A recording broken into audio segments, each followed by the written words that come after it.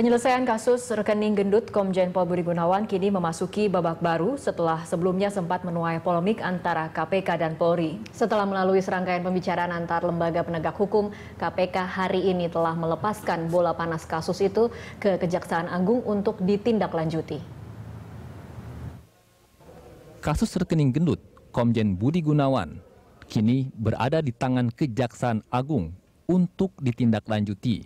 Setelah sebelumnya, gugatan pra-peradilan yang diajukan pihak Komjen Budi Gunawan terhadap KPK di Pengadilan Negeri Jakarta Selatan dikabulkan oleh Hakim Tunggal Sarpin Rizaldi. Sidang pra-peradilan memutuskan penetapan tersangka Komjen Budi Gunawan oleh KPK tidak sah.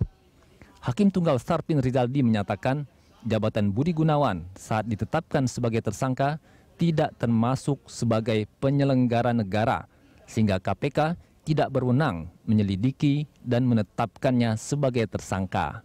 Sarpin menjelaskan bahwa KPK membidik Budi Gunawan saat Budi Gunawan menjabat Kepala Biro Pembinaan Karir pada tahun 2003 hingga 2006. Menurutnya, jabatan itu hanya administrasi di bawah Deputi Sumber Daya Manusia dengan pangkat Eselon 2. Usai putusan pra-peradilan, KPK telah melakukan upaya hukum lainnya untuk membatalkan putusan tersebut. KPK mengajukan kasasi ke Mahkamah Agung atas putusan pra-peradilan PN Jakarta Selatan. Namun PN Jakarta Selatan menilai kasasi yang diajukan KPK tidak dapat diproses sesuai dengan Surat Edaran Mahkamah Agung atau SEMA nomor 8 tahun 2011. Dalam surat edaran tersebut dinyatakan bahwa putusan tentang pra-peradilan tidak dapat diajukan kasasi. Sebelumnya KPK telah menetapkan Budi Gunawan sebagai tersangka tak lama setelah Presiden Joko Widodo menyerahkan nama mantan ajudan Presiden kelima RI Megawati Soekarno Putri itu ke Dewan Perwakilan Rakyat.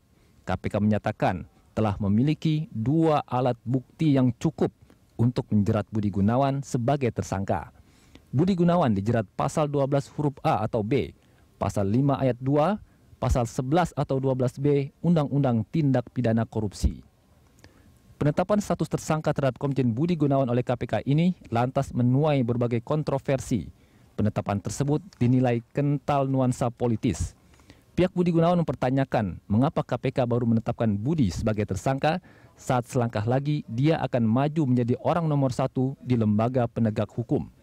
Yakni tepat 1 hari sebelum Budi menjalani fit and proper test di DPR. Akibat status tersangka tersebut, pelantikan Budi oleh Presiden Jokowi akhirnya harus ditunda, meski DPR secara aklamasi telah menyetujui usulan Presiden untuk melantik Budi sebagai Kapolri menggantikan Jenderal Sutarman. Tak lama setelah Budi Gunawan ditetapkan sebagai tersangka, mulailah gonjang-ganjing kasus Cicak versus Buaya Jilid 2. Bareskrim Polri yang baru saja mengalami mutasi di pucuk pimpinannya ketika itu dengan gerak cepat mengkriminalkan para pimpinan KPK seperti Bambang Wijoyanto, Abraham Samad, dan Adnan Pandu Praja. Tim Liputan, Berita 1 TV.